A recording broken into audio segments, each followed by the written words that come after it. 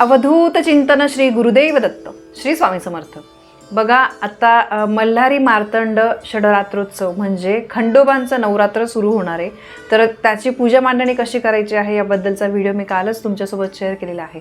आता जसं आपण नवरात्रीमध्ये देवीच्या नवरात्रीमध्ये अखंड दिवा अखंड ज्योत लावत असतो, त्याचप्रमाणे या 6 दिवसांमध्ये खंडोबांचं नवरात्र हे 6 दिवसाचं असतं। तर या 6 दिवसांमध्ये आपल्याला अखंड ज्योत अखंड दिवा लावायचा आहे। तो का लावायचा आहे, कसा लावायचा आहे, सगळी माहिती मी तुम्हाला आजच्या व्हिडिओमध्ये देणार आहे। बघा आता 13 डिसेंबरपासून जे खंडोबांचं नवरात्र आहे ते सुरू होतं आहे। 13 डिसेंबर म्हणजे बुधवारपासून आणि चंपाषष्ठी म्हणजे सोमवारी 18 डिसेंबरपर्यंत हे खंडोबांचं नवरात्र असतं। तर हे 6 दिवस आपल्याला अखंड दिवा लावायचा असतो। 13 तारखेला लावायचा असतो आणि तो 18 तारखेपर्यंत आपल्याला तेवतच ठेवायचा असतो। त्यामध्ये आपल्याला खंड नसतो पडू द्यायचा, म्हणून त्याला अखंड दिवा असं म्हटलं जातं। तर बघा मी जसं सांगितलं, जसं आपण देवी आईची सेवा करतो त्याचप्रमाणे आपल्याकडून आपल्या वडिलांची सुद्धा सेवा झाली पाहिजे। आपले जे कुलदैवत असतात ते आपले वडील असतात, तर त्यामुळे कुलदेवीची सेवा सुद्धा झाली पाहिजे आणि कुलदेवांची सुद्धा सेवा झाली पाहिजे। म्हणून आपल्याला या 6 दिवसांमध्ये जमेल तितकी सेवा करायची आहे। मी कालच तुम्हाला व्हिडिओमध्ये सांगितलं, जिथे पूजा मांडणीच्या व्हिडिओमध्ये, की आपल्याला मल्हारी सप्तशतीचा पाठ करायचा आहे। एक तरी पाठ तुम्हाला करायचा आहे। अगदी छोटा आहे तो ग्रंथ, तुम्हाला एक पाठ करायला काही लागणार नाही। जमेल तितके जास्त पाठ तुम्ही करू शकता। दिवसभरामध्ये तुम्हाला जमेल तेव्हा वाचा। आणि दुसरी गोष्ट म्हणजे भलेही तुम्ही हे खंडोबा नवरात्राचं घट तुम्ही बसवणार नसाल तर तुम्ही अखंड दिवा लावूच शकता। ठीक आहे, अखंड दिवा तुम्हाला लावायचाच आहे। आणि दुसरी गोष्ट, तुमच्या देवाऱ्यामध्ये जर तुमच्या कुलदेवांचा टाक नसेल, ठीक आहे, तर तुम्हाला एक तर टाक किंवा मूर्ती किंवा फोटो या 6 दिवसांमध्ये तुम्हाला स्थापित करायचा आहे। आपल्या देवघरामध्ये कुलदेवी आणि कुलदेव यांचा फोटो मूर्ती काहीतरी असलंच पाहिजे, त्यांचं स्मरण आपण नेहमी केलंच पाहिजे। तर त्यामुळे तुम्हाला या 6 दिवसांमध्ये तुम्हाला अखंड दिवा लावायचाच आहे। त्यासाठी असं नियम काही नाही की ताई आमच्या सासरी वगैरे लावत नाही म्हणून लावलं तर चालेल का, असं काही नाही। तुमची मनापासून इच्छा असेल ना अखंड दिवा लावायला काहीही हरकत नाही आहे, तुम्ही लावू शकतात। आता हा अखंड दिवा तुम्ही एक तर तुमच्या देवाऱ्याजवळ लावू शकतात किंवा दुसरीकडे कुठे जागा असेल तिथे तुम्ही लावू शकतात। बऱ्याचसा आता काहींचा देवारा हा वरती असतो, टांगलेला असतो वगैरे वगैरे, अशा बऱ्याचशा अडचणी आपल्याला असतात। तर त्यामुळे जमेल त्या ठिकाणी पण व्यवस्थित जागा बघून तुम्हाला छान ठिकाणी हा दिवा लावायचा आहे। सगळ्यात पहिले बघा मी तुम्हाला सांगते, हा अखंड दिवा लावल्यामुळे आपल्या जीवनातला अंधार दूर होतो, आपल्या जीवनामध्ये प्रकाश येतो, वाईट शक्ती, बाधा, कटकटी, आपल्या घरातली निगेटिव्हिटी जाण्यासाठी याची खूप मदत होत असते। आपल्या घरामध्ये सुखशांती नांदण्यासाठी, घरातल्या सगळ्यांना चांगलं आरोग्य मिळण्यासाठी, घरातली निगेटिव्हिटी जाण्यासाठी आणि असलेली निगेटिव्हिटी जाण्यासाठी आणि घरामध्ये नकारात्मकता निगेटिव्हिटी येऊ नये यासाठी आपल्याला या देवदिवाळीच्या 6 दिवसांमध्ये हा अखंड दिवा लावायचाच आहे।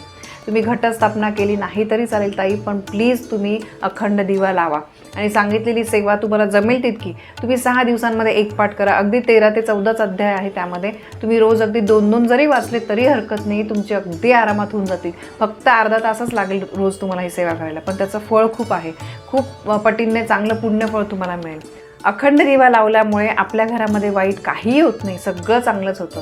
आणि नियम असे फार काही नाही, फक्त तुम्हाला मांसाहार करायचा नाही आहे।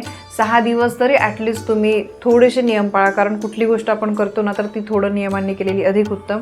तुम्हाला शक्य झाल्यास तुम्ही 6 दिवसांमध्ये घरामध्ये नॉनव्हेज वगैरे शिजणार नाही याची काळजी घ्या। पण ठीक आहे, कधी कधी मला खूप ताईंच्या कमेंट येतात की ताई मला नॉनव्हेज करावंच लागेल, 6 दिवस आमच्या घरातले ऐकणार नाही वगैरे वगैरे। ठीक आहे, तसं असेल तर चालेल, पण ताई तुम्ही सेवा करताय ना तर मग तुम्ही नॉनव्हेज वगैरे जे आहे ते खाऊ नका। आता हा दिवा बघा कसा लावायचा आहे ते मी तुम्हाला सांगते। एक तर दिवा तुम्हाला दगडाचा, पितळाचा, मातीचा, तांब्याचा कोणताही दिवा चालेल, काही हरकत नाही। फक्त थोडा मोठा घ्या, कारण ती वात आपल्याला तेवत ठेवायची आहे। आणि जी वात असते ती छान बारीक बनवा, कापसाची किंवा कोणी रक्षासूत्राची सुद्धा वात जी आहे ती लावत असतं। आणि त्याच्यामध्ये तेल जे आहे ते एक तर तुम्हाला तिळाचं तेल जे आहे ते वापरायचं आहे, शक्यतो तिळाचं तेलच वापरा। यामुळे शनीचा प्रभाव जो आहे तो कमी होतो आणि तिळाचं जे तेल असतं तर त्याच्यामुळे नकारात्मकता जी आहे ती खेचली जाते। नकारात्मकता दूर करण्यासाठी तिळाच्या तेलाचा उपयोग होतो, म्हणून मी नवरात्रीत पण तुम्हाला सांगितलं होतं की तिळाच्या तेलाचा तुम्ही शक्यतो दिवा लावा। आणि दुसरी गोष्ट म्हणजे दिवा तुम्हाला लावायचा आहे, दिवा तुम्हाला डायरेक्ट खाली ठेवायचा नाही आहे, एक तर तुम्ही त्याच्या खाली छोटंसं चौरंग घ्या किंवा ताटली घ्या, वस्त्र टाका किंवा फुलाच्या पाकळ्या टाका किंवा तुम्ही एखादं झाडाचं पान टाकू शकतात किंवा तुम्ही रांगोळी आणि तांदूळ जे आहे ते तुम्ही काढू शकतात. फक्त डायरेक्ट खाली ठेवायचं नाही, एका डिशमध्ये ठेवा, कारण ते तेल पण थोडंसं गळू शकतं, तिथे आजूबाजूला तेलकट होऊ शकतं. तर त्यामुळे तुम्ही एक ताटली जरी ठेवली, ताटलीवर तुम्ही 2-4 अक्षता टाका आणि त्याच्यावर तुम्हाला दिवा लावायचा आहे. आणि सगळ्यात महत्त्वाचं म्हणजे दिव्याची वात उत्तर दिशेला किंवा पूर्व दिशेला येईल असं तुम्ही ठेवा. फक्त दक्षिणेकडे दिव्याची वात येणार नाही. म्हणजे बघा, ही दक्षिण दिशा आहे, असा दिवा समजा, हे दिव्याचं मुख आहे, इकडे वात आहे, तर असं आपल्याला लावायचं नाही. बाकी शक्यतो जमल्यास तुम्हाला उत्तर दिशेला दिव्याचं तोंड येईल किंवा पूर्वेकडे तोंड येईल असं तुम्ही ठेवू शकतात. फक्त काळजी घ्या, दक्षिणेला त्याचं तोंड येणार नाही. आणि तेलाचा जो दिवा आहे तो तुम्ही देवाराच्या तुम्ही डाव्या बाजूला ठेवू शकता. जागाच नाही आहे तर चालेल, तुम्ही तुमच्या ॲडजस्टमेंटनुसार करा, पण शक्य असेल, ॲडजस्ट होत असेल तर तुम्ही तुमच्या देवाराच्या डाव्या हाताला दिवा जो आहे तो लावायचा आहे. आणि दुसरी गोष्ट म्हणजे दिवा ठेवल्यानंतर तुम्हाला दिव्याला अगदी हात जोडून नमस्कार करायचा आहे. दिव्याला हळद, कुंकू, अक्षता, फुलं अर्पण करायची आहे आणि मनापासून तुमच्या कुलदेवांना प्रार्थना करायची आहे की हा अखंड दिवा मी लावत आहे, आणि तुमच्या मनातली जी काही इच्छा आहे, प्रार्थना आहे, ते तुम्हाला बोलून दाखवायचं आहे. असं अगदी छोट्या पद्धतीने तुम्हाला दिव्याला प्रार्थना करायची आहे. ठीक आहे. आता बघा, दुसरी गोष्ट म्हणजे दिवा विझणार नाही याची थोडी काळजी घ्या. बघा, काही आता आपण घरामध्ये फरशी वगैरे पुसतो त्यावेळेस फॅन वगैरे लावतो किंवा घरामध्ये लहान मुलं असतात ते फुंकून देतात. थोडी असं होऊ शकतं, पण थोडीफार काळजी घेण्याचा प्रयत्न करा. वेळोवेळी त्याची जी काजळी आहे ती तुम्ही काढा. अगदी हळुवारपणे तुम्ही सुईने काढा.